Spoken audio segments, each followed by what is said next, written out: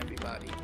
In this specific game, Black's decision to castle queenside, move 13, 0, height 0, height 0, height 0 was a disaster.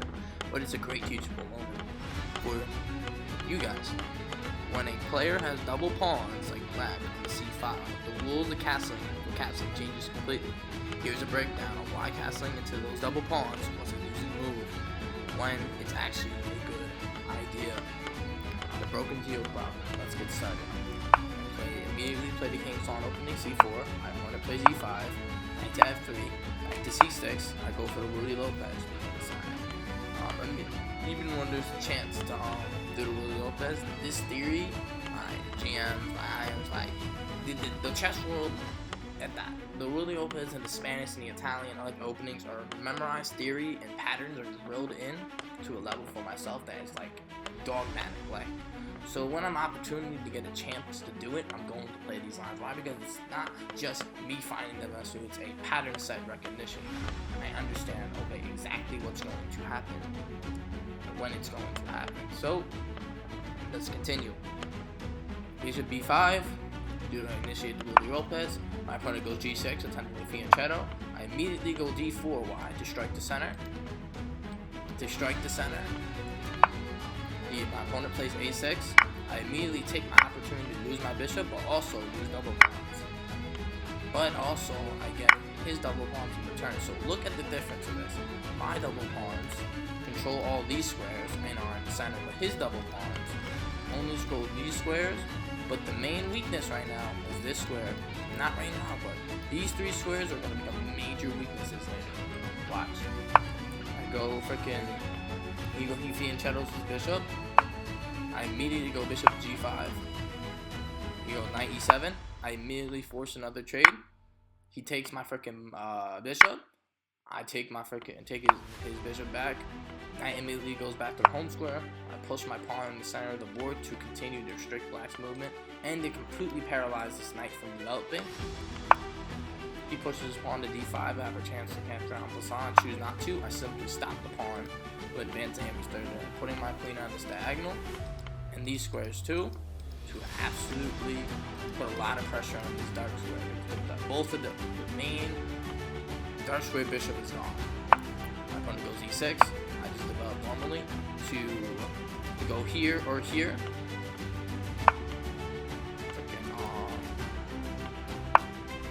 I immediately go, but pay attention to this. Look at this, the double stack. Let's see. This is the double stack. If the bishop goes here, I have to force double pawns if I trade this line. So I immediately just call it a concept called paraphylactics and stops the bishop, saying, okay, if you're going to take my bishop, I'm going to just go like this. And immediately continue just to rip apart the position. Like this. And I get to save my pawn here. So the whole point of that was to explain that.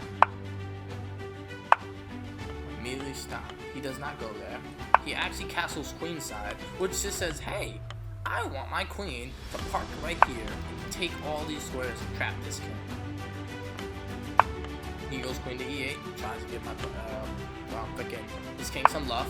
I understand the key escape square right now is this square. I'm able to cut off this square. It's a mate and two. He immediately decides to take my pawn, which has no relevance because it's already a forced mate. And now it's just a mate and one if he does not play the right move. He immediately tries to attack my knight, and I just checkmate the king. Why? Because the whole point of this knight is to remove this escape square. This queen is meant to take all these squares from the king. I didn't even need to castle. Why? Because the position was so deadly. And even if I didn't take my initiative, even though I would trade, it would still be better, but Black has a fighting chance, so I immediately take my opportunity to go for the mate and one. Now, let's go look this over. Look at this. This is we call the broken shield problem. Usually a row of pawns acts like a wall, but because Black has double C pawns, freaking here, freaking here, and here, and here, the A7 square, because the pawn was on C6, it couldn't defend the king from my queen invading on A7. The C-pawn clog. The double pawns actually kick Black's own pieces from moving to the queen side to defend, while nothing is to stop my knight from landing onto the deadly square of what? C5. The C5. Why Black was forced to do it? Black was in a position of where to pick his poison. The king side wasn't possible because of throwing a pawn on F6. Because if the freaking king, let's go back. Let's say here. The king can't even castle here. Why? Because the knight can't even develop. The knight, let's say, for example, develops here. I'll just continue to make more space and squeeze. Even though the knight attempts to escape, it's not going to do anything. Like, it's going to just still continue to rip apart Black's position, right? Look, it's literally just like this. Here. It's the same exact problem. Everything is just absolutely annihilated. And then immediately, castle queen side. Threaten the bishop. You see how Black has to pick its poison.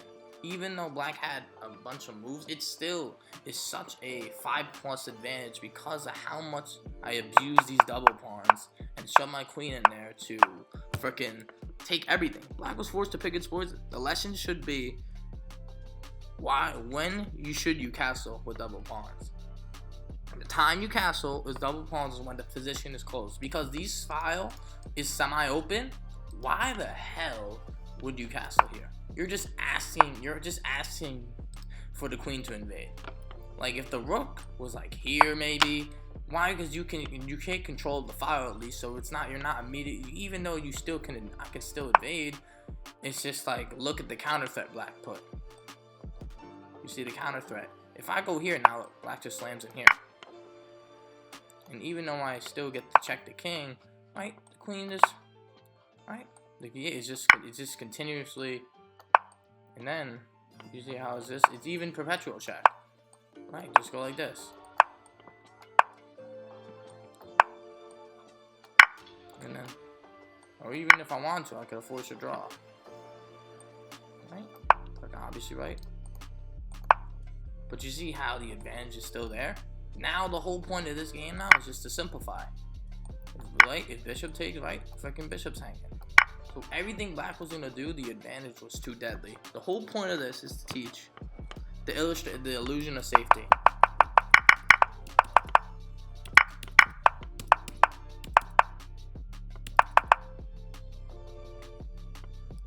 The files stay closed. The illusion of safety. Just because you can castle doesn't mean you should. If your pawn structures are shattered, double pawns, missing wing pawns, castling there is just moving your king into the line of fire. You just said, hey, I want to get my king, come on queen, come on a7, this trapped me forever. Which I did. Now you guys have a good rest of your day.